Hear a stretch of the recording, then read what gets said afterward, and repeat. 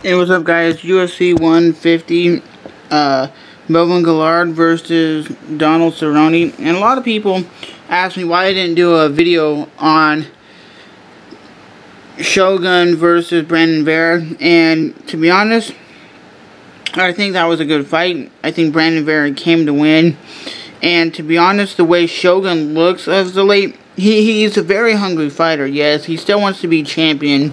And the downfall that I see with this Shogun versus Brandon Vera is, I think Brandon Vera should have been more aggressive, even though he was aggressive. Shogun, was gassing out, and when he had Shogun on his back when he was in mount, it looked like he didn't really, he should have started raining big blows and stuff like that. But this video, I just wanted to put that out there. I think that fight was a great fight. I honestly think if it would have went to the judges' scoring card, you would have had Brandon Vera winning that fight. I honestly like both fighters, but I think Brandon Vera is a very underrated fighter. And you got Melvin Guillard, which has very extremely knockout power. His only downfall is his submission game. He always gets submitted by a lot of top-level submission guys like Joe Lozon. Cowboy Ceroone could submit him.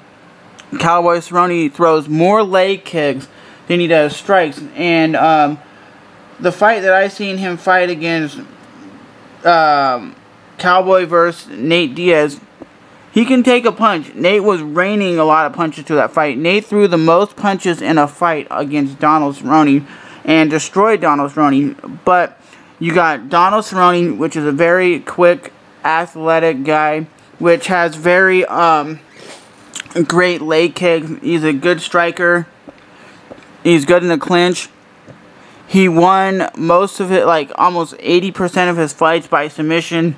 Melvin Guillard has lost almost every fight by submission, and all his victories have been by brutal knockout.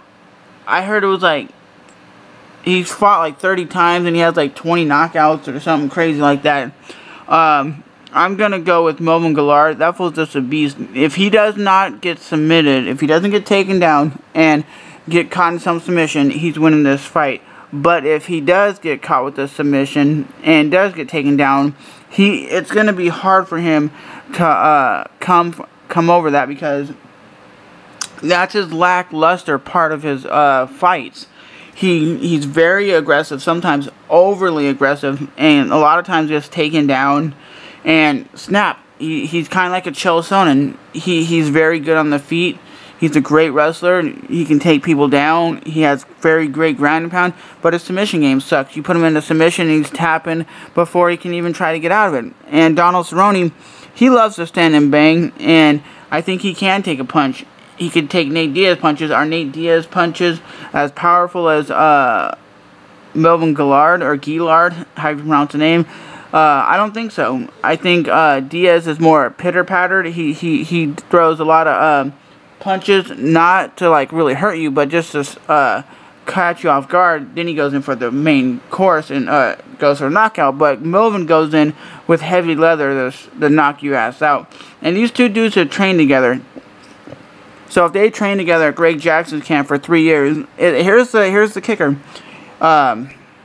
Melvin has gone on to train with other people, and he said he's learning Dutch kickboxing instead of American kickboxing, and I think he's going to have the up and up, because Cowboy is still training basically probably the same way he's always been training, because when you have the same training partners, you learn to train the same way. And I think Melvin Guillard, when he's training now with the people in Florida and Rashad Evans, what is it, the Black Zillions or something like that, and it's going to improve his game because he's training with different training partners.